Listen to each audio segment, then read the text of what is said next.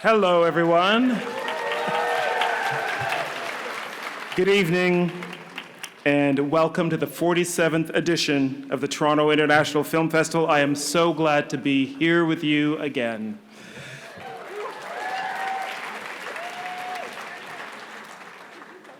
The first thing I want to do is to take this moment to welcome to the stage Gima R. Stacy Laforme of the Mississaugas of the Credit First Nation to lead us in a welcome.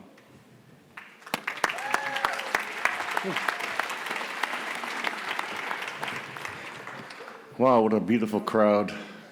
The lights are in my eyes, but you're beautiful, I can tell. So, Ani? Thank you. I could have stood here all day, but thank you. Now you speak Ojibwe, Ani. You just said it, hello. So we give thanks to the Creator, we acknowledge the world around us, and we understand our place within it.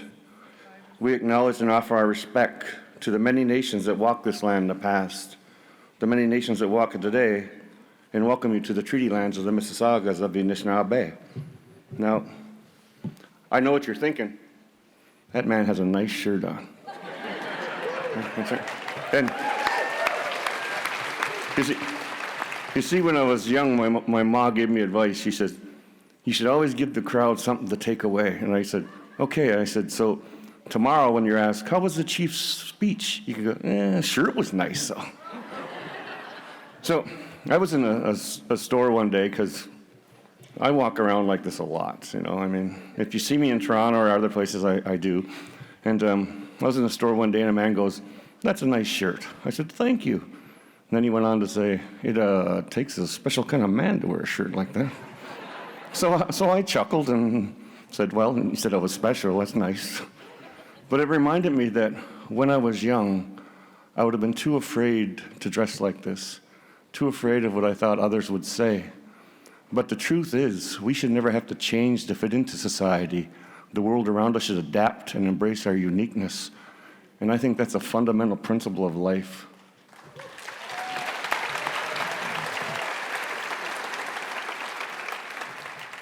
Now, I have to get off the stage quick because I promised I'd be quick, so you're not going to get all my charm and charisma tonight. I'll save some for next time. But the longer I'm up here, the more you gentlemen in the audience are going to think, I could pull that shirt off. Anyway, forgot the reason I'm here, to welcome you. So I'm honored to be invited here to welcome you to our lands. Enjoy your stay. Be at peace. Be at home. And when it's time to leave, be at the airport. No, I'm just kidding. I kid you, but people have asked me, why do you still welcome people to the shore and to the lands after the history you've had? I go, that's who we are. That's what we do. It's not my fault if you misbehave once you get here. That's on you.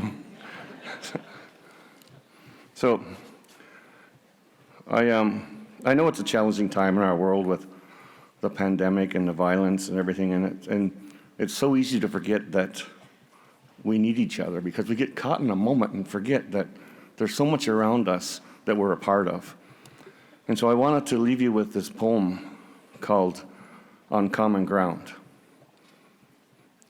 Oh, if nobody told you, I'm also a poet. So, On Common Ground. No one thing can define us, for we are complex creatures dreamed in the mind of the Creator. We laugh when we should cry. We cry when we should laugh. We joke when in pain. We smile because tears could consume us. We love unconditionally and totally. We understand that family should come first, yet family is not defined solely by blood. We are quick to anger, yet no one forgives faster. We are loyal and we are strong. When we commit, we are unwavering. We have survived much, but do not mistake adaptation for resignation. You will always see us, for we will always be here, standing for what we believe in, standing beside each other, doing what is right for our children, our future. We remember our obligation to our mother, the earth, and we remember our place upon her. We are a proud people, an honorable people. We do not always do right, for we are human and prone to the follies of humanity. Yet we strive to be better, to make each other better, to make the world a better place for the children. I know the Creator smiles upon us no matter where we are or what we do, for the love of a child is unconditional.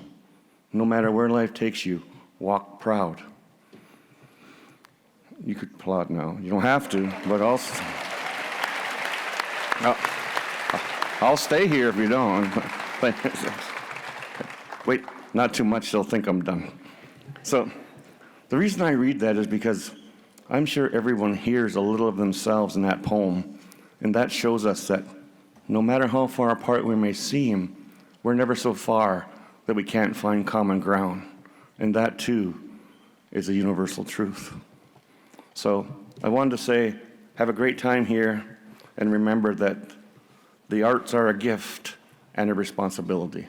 Miigwech bamapi.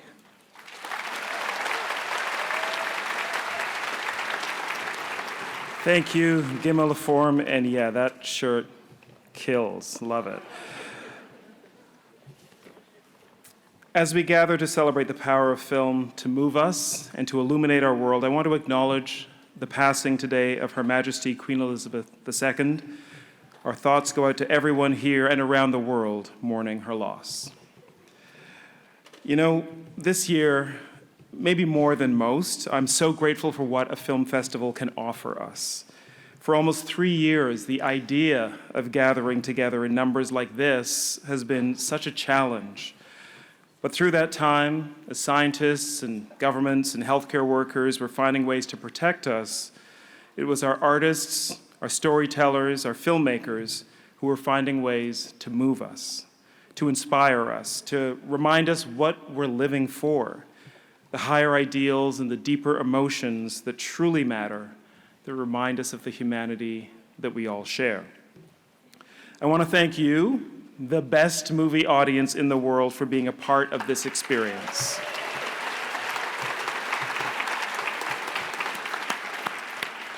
You know, we get to do this every year thanks to strong support from a whole lot of people and partners. I'd like to begin with the immeasurable contribution of the founders of the Toronto International Film Festival, Bill Marshall, Dusty Cole, and Hank Vanderkolk. Legends. We would not be here without their original vision. I'd also like to thank TIFF's volunteer board of directors and our chair, Jeffrey Remedios, who's here tonight. Their guidance and their support is always appreciated. And thanks also to the official sponsor of the opening night film and party, UPS. On behalf of Kevin Warren, Executive Vice President and CMO, welcome to all the UPS here tonight and their guests. And a big thank you also to our lead sponsor, Bell, and to our major sponsors, RBC, Visa, and Bulgari. And we could not put this on also without public support. I want to thank our major public supporters, the Government of Canada, the Government of Ontario, Telefilm Canada, and the City of Toronto.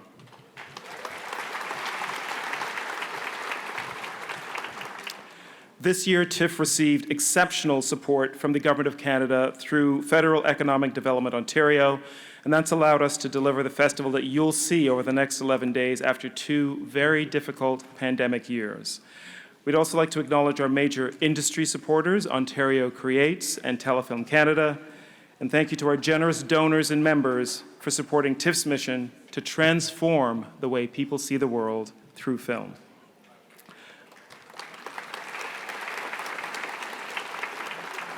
And finally, look around you. I want to thank everyone at this beautiful venue, Roy Thompson Hall, which provides such an exceptional film experience. We even upgraded it a little bit this year. Just listen once the movie starts. And just outside, you'll find TIFF's Festival Street. It's back for our opening weekend. We've put together a lot of free programming, musical performances, and more. Buffy St. Marie performing for free on Festival Street tonight.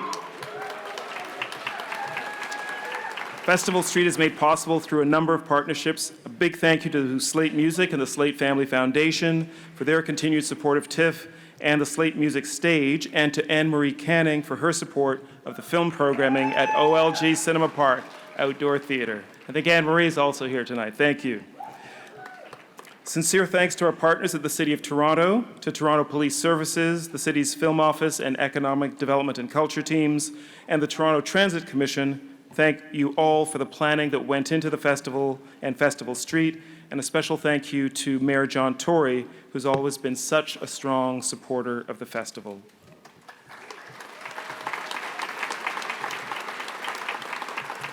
You know, everything that TIFF does happens with the support of a community that shares this love of cinema, and for that, we thank you.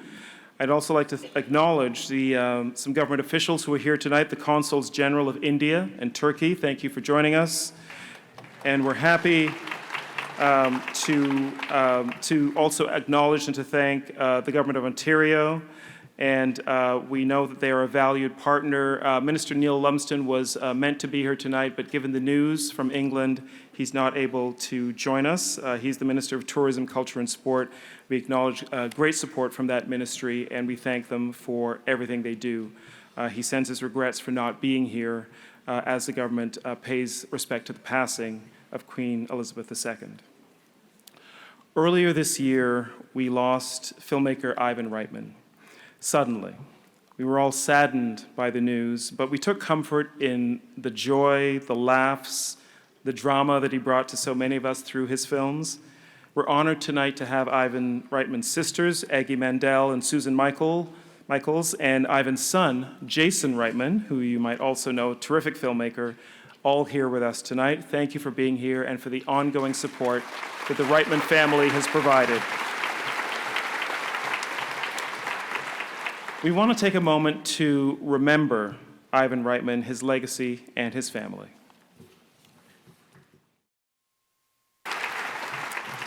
Such a lovely man, as well as a great filmmaker. Tonight's opening film, The Swimmers, is one of my favorites of this year, really of any year. I found it a very powerful film. It's a personal and moving story of sisters Yusra and Sara Mardini. It resonated with me because at its core, The Swimmers is about one of the most important stories of our time, the story of migration, and in many cases, forced migration.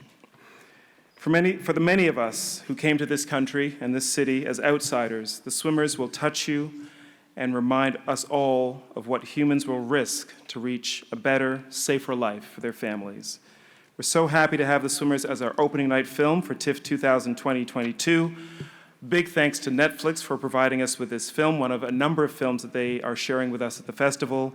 And now I invite you to please join me in welcoming the director of The Swimmers, Sally El Hosaini.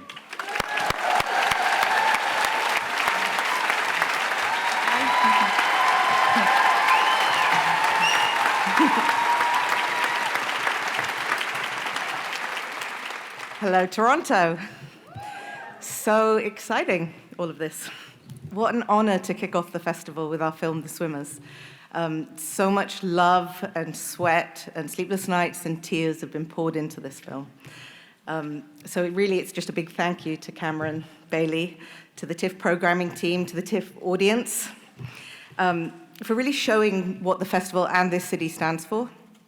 I'm truly humbled that you've given a film like ours this prestigious platform. And I'm not here alone tonight. As you all know, it takes an army to make a film, and there's a lot of people back there that I'm going to invite out. So first will be Eric Fellner, the producer of the film from Working Title Films.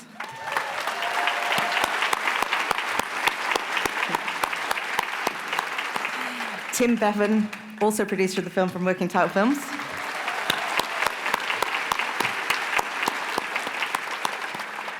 Our producer, Ali Jafar, who brought the story of the Mardini sisters to Working Title.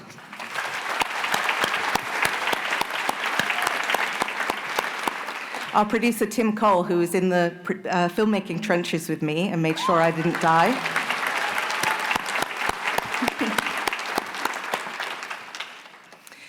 Also, I'd like to invite out Jack Thorne, the talented screenwriter and true creative collaborator on this film.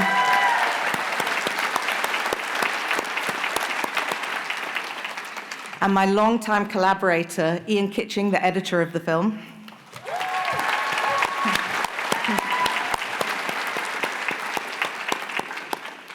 We also have some cast members with us.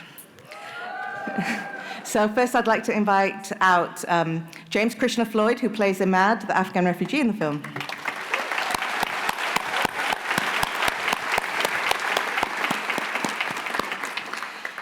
And playing Sven, the German swimming coach, we have Matthias Schweighöfer.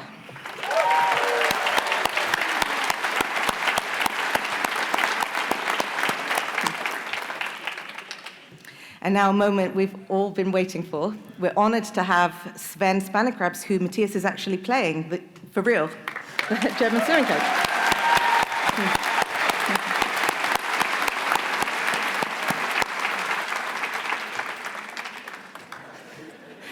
It takes an army to make a film, right?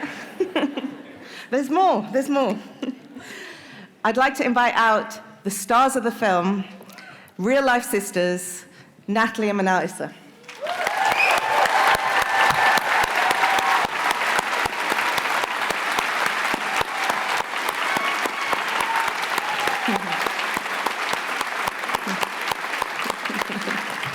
And last but certainly not least, we have with us the inspirational Yusra and Sara Mardini.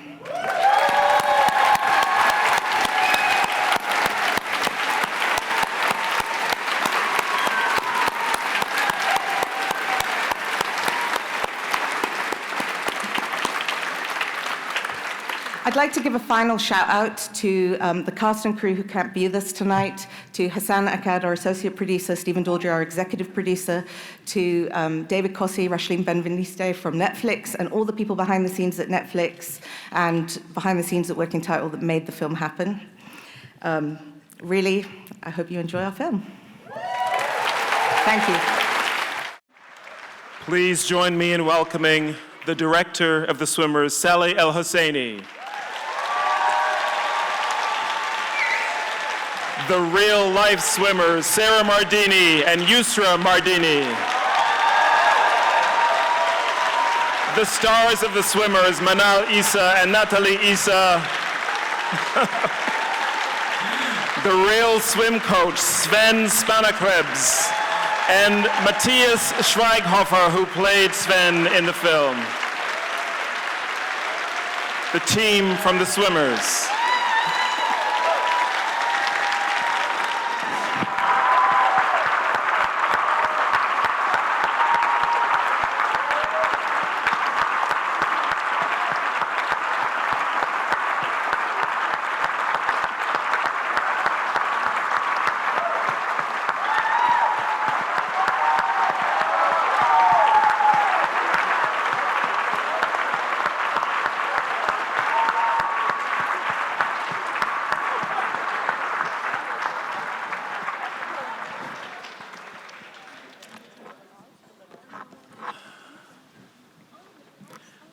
Does anybody else need a minute?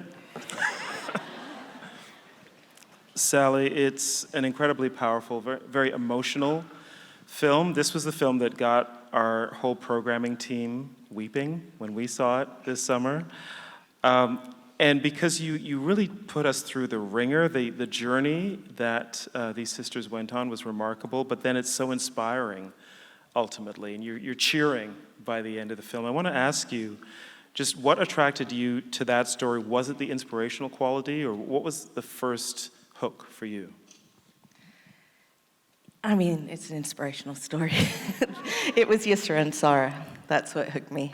It was this incredible screenplay that Jack Thorne had written that wasn't just about Yusra, which is maybe the more obvious hero, but it was about an unsung hero as well. And it was about that sister relationship. And I think it was that sibling relationship that really pulled me. It must be so strange, Yusra and Sara, to see yourselves and your story turned into fiction, turned into a big movie, actors playing things that you went through in real life. When you're watching it, especially when you're watching it with an audience, what is that like for you? First of all, I would thank Sally and the girls and Matthias, because I think it's wonderful. I'm very speechless, and every time I watch it, I'm like, I try not to cry, but it's a wonderful job. It is honor, to be honest, to be chosen between many, many refugees to be spoken about. And look, the story is not about just me and my sister. It's speaking about sisters, speaking about women, and speaking about refugees, and speaking about stateless people from all over the world. So it's absolutely an honor to be representing 5% of what is going on in there. Yeah, I'm sure there's so much to the story. Would you like to? Yeah, I mean, I still do not believe that we are here today. I'm trying to, and yeah, we're so happy. We trusted the team, Sally, the girls, Matthias, everyone. We met every few months. We would know new information about the movie. Someone joined, and in the end, the team was amazing. Everyone gave 150% to the movie, and that's why it turned out great. The girls did a great job where they portrayed our story. The story is a part of their story too, because they come from the Arabic world, as Sara said. They're also women, and yeah, our goal from the movie is to, from telling the story and from it becoming a movie, is putting the refugee topic back on the table, is telling people, we're refugees, but we are normal. We have dreams just like you.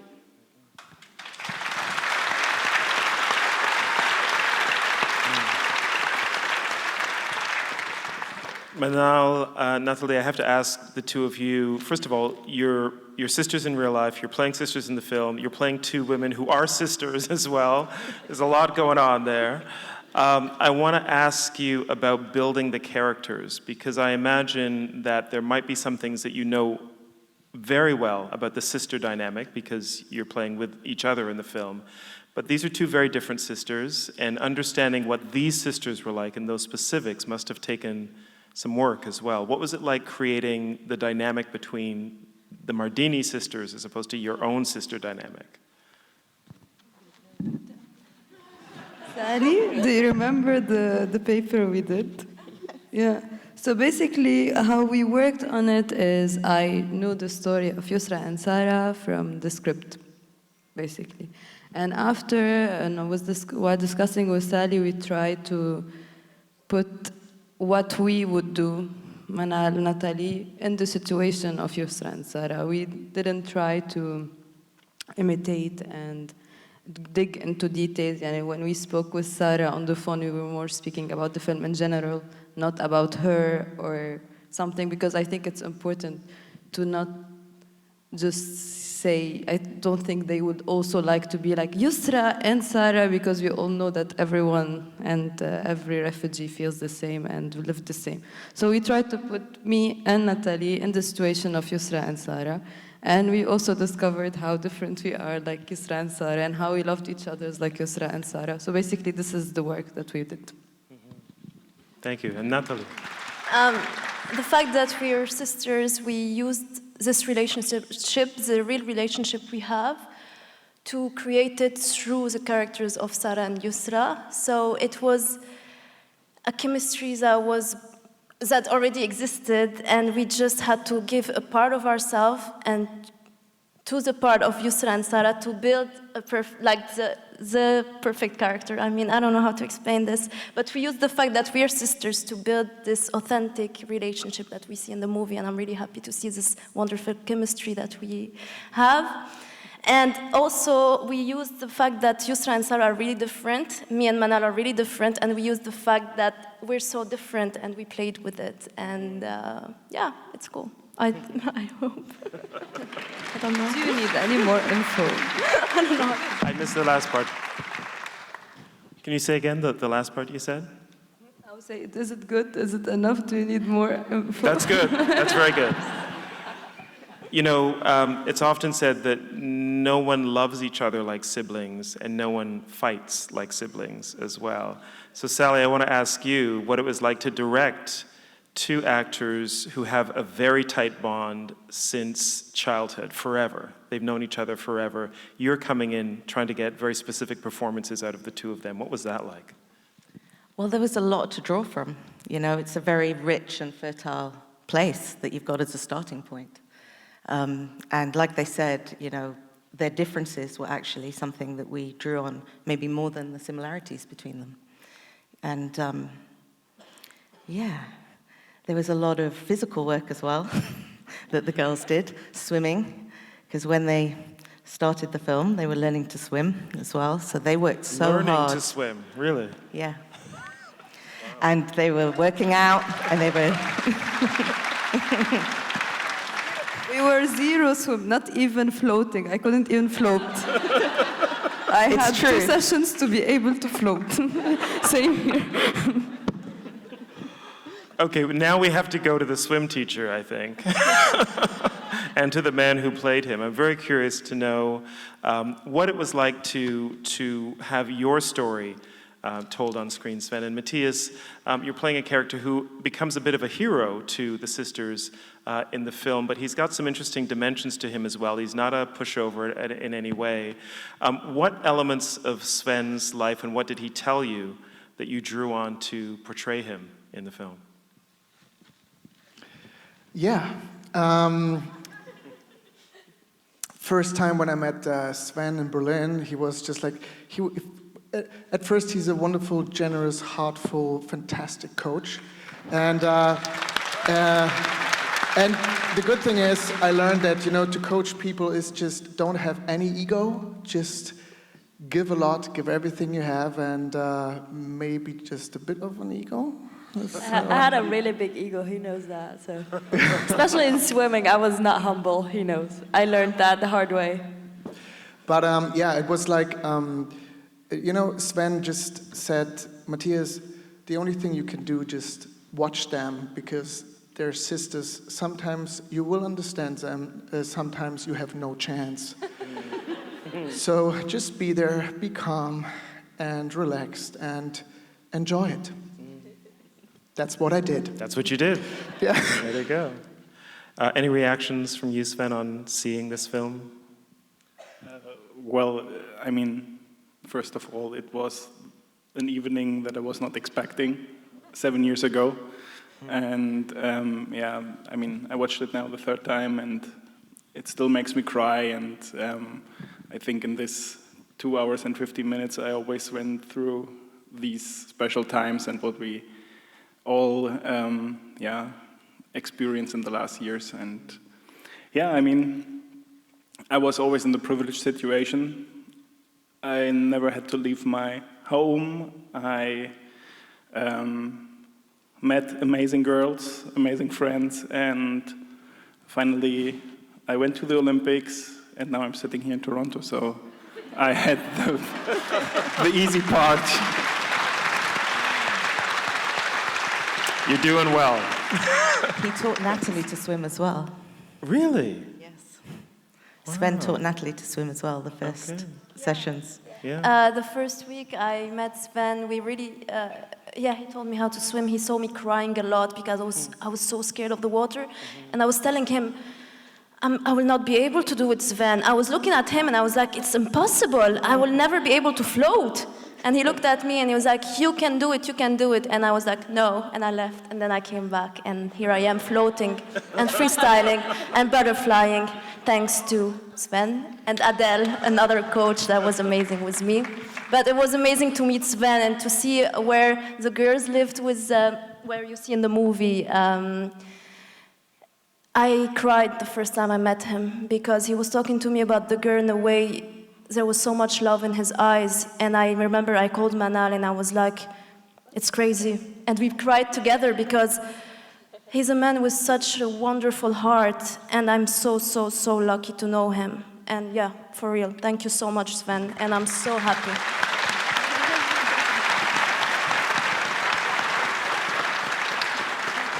Sally, I want to ask you about the most harrowing sequence in the movie, the sea crossing. I think it was Steven Spielberg who said the hardest thing to shoot is anything on water. And you have just a remarkable sequence that is so dramatic, so compelling, and must have been so damn hard to shoot and to make, to build. Can you talk us through just a little bit about how you did that? Yeah, so we did all the daytime crossing for real. So we did it in the Aegean Sea. We put 25 people in a dinghy. Many of the people who were cast in that boat had done the same journey themselves and were refugees. and the actors were amongst them. And when you're out in open water, you can't stop and have a break. You know, you have like, the unit base is a big ship that's very far away from you. So there's no ability to stop and get snacks, stop and use the bathroom. So everybody who was on that boat was on that boat. And the sea was pretty rough. And then we were filming from an adjoining dinghy that was attached to it, so also experiencing the same conditions. So when you see the actors vomiting, they're really vomiting. I'm sorry. But but also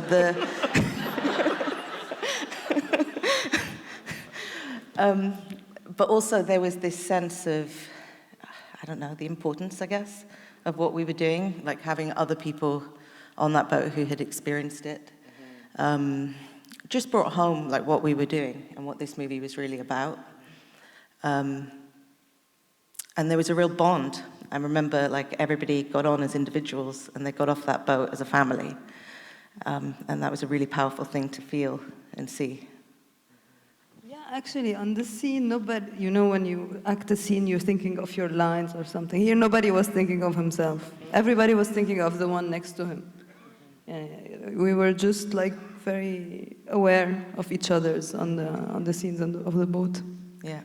And then the nighttime stuff, obviously it'd be too dangerous to do that in open water at night. So that was done in a water tank in Belgium, the nighttime portions.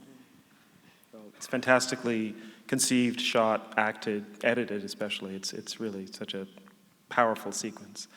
Another thing you show us in the film, you know, this is the story of two sisters, their particular story, but you also pull back sometimes to show us the scale of the refugee crisis there in that part of the world, but around the world as well. We get a sense of just how many people are fleeing very difficult circumstances. Can you talk a little bit about what an inspiration that particular real crisis was for making the film?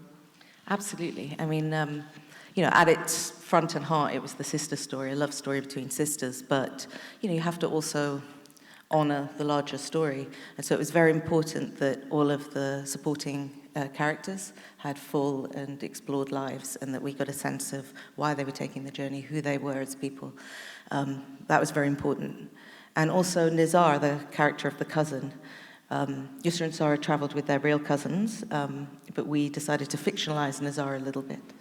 And that was because, as amazing as Yusra and Sara's story is, they are the 1% of refugees. And it was important to me to show the 99% as well, who maybe don't have the happy ending and the inspirational ending. So, yeah. Thank you. I know that, you know, there are many people in the city of Toronto who have histories of coming to Canada as refugees. I wonder if there's anyone in the audience who would care to say that this is something that resonated with them. Okay, up here, down here, yes, and others as well. Wow. I want to just maybe take a moment because we know that there are people who might have very much connected with the film through their own personal stories, to see if there are any questions that anyone in the audience wants to ask. We don't have a lot of time, but we might be able to take a couple of questions from the audience, and maybe we can just have a look. And if you've got something that you want to ask, you can just put your hand up, call out. I can't. Yes, right here. Yes, I have a question, Yusra and Sven. Obviously, the Olympics support such an amazing backdrop to the story. But going forward, the world is no better than it was 10 years ago, 5 years ago. What message do you want sport, and in particular the Olympic movement, to learn from your story? I'll just repeat the question briefly. The Olympics is a great backdrop for the film, but things have not changed in the 10 years since. What message do you have in terms of what sport can do to address issues like this? Yeah, I mean, alone being a part of the first ever refugee Olympic team is the statement to everything that happened. You can see in the movie how I had the struggle with being a refugee in the beginning, saying that was true, that wasn't just fiction, that about me not accepting being a refugee, about myself saying I want to be there at the Olympics because I deserved the chance, not because people felt sorry for me or thought that I'm there just because I'm a refugee. Sport has been with me since I was 5 years old. I've trained, I put really every single little bit of power that I have into sport. Sport taught me how to be patient, taught me how to, lose and stand up again. It taught me how to share. And I can realize that me and my sister, if we were not athletes, I don't know how we would have handled the journey. But because my dad was so tough on us as a coach, we were so disciplined, we had this lifestyle of an athlete, we knew exactly what to do. Like, we knew how to manage, we knew how to just jump into the water and swim. Obviously we were afraid, but it's exactly the same. When you work for a goal in life, you're afraid that you'll never reach it, but you still try. And this is the spirit of an athlete. And after becoming a member of the Refugee Olympic team, I realized it's not only about me. Sport is not only about getting a gold medal. I hope that I changed something in the world that is way bigger than a gold medal, and that's what sport did for me. There are actually athletes from the Refugee Olympic team too here. I'm so excited that they're here. They made it. And they are resettled in Canada. The athletes who are here in the floor, they are resettled to Canada, thanks to UNHCR and the IOC. So they could also start a new life. And to bring the question maybe to the Olympic movement, the IOC and the Olympic movement are doing a lot for refugees over the last decades. And I think the step to found this Refugee Olympic team was a special moment for this, and it also focused the world of sports more into the world of development. And the world for sports for development is growing and growing and growing. I mean, UNHCR has an own sport department now, and other organizations are doing also very good things. Yusra did a lot of things, and I try also to help refugees at the moment in Germany. We will found our foundation, and the IOC is very supportive, like I said, not only for the athletes here, for Yusra and for me, also for a lot of other refugees who live in camps, and I think this is the way how sport is and where sport can connect people. Thank you. All right, time for one more quick question. Yes, right here. Hi, I'm a professor at York University and I teach refugee studies. I've shown your story. This movie is the most comprehensive film on refugees that I've seen. It shows all the dynamic aspects of it. It also shows the difficult paperwork and the camps. My question is, you also deal with so many tensions of what a good refugee looks like, what an ideal refugee looks like, all the different types of refugees from different parts of the world, the smugglers, Sarah unfortunately being charged for smuggling. So how did you deal with those tensions to tell such a dynamic and comprehensive story? Because we see stories that are just one-sided. I'll just repeat the question briefly. This is a professor of refugee studies at York University who teaches the story of the Mardini sisters, and found this to be the most comprehensive film she's ever seen on refugees, and asks you about the tensions within the different kinds of refugees, ideal refugees versus less so, smuggling, that kind of thing. How did you find the balance there? Well, at its heart, it was about the sisters. And I think their spirit is the thing that was the A story. All of the things you mentioned were in my head, Jack's head, when we were conceiving it. But it was always the case that that was secondary and would get told through the sister story primarily. And so, you never want to be preaching something. And so it was really keeping it in that kind of the realm of the sisters as like the main story, that the other stuff was able to come in a very natural way without being too heavy-handed, hopefully. Well, I think you've made just a terrific film. We're so pleased to open this year's festival with it. Just want to ask you to please join me once again in thanking the director of the swimmers, Sally El Hosaini, Sara Mardini, Yusra Mardini, Manal Issa, Nathalie Issa, Sven Spannenkrebs, and Matthias Schweighöfer. Thank you so much. Matthias Schweighöfer, pardon me. Thank you so much, the team from the swimmers.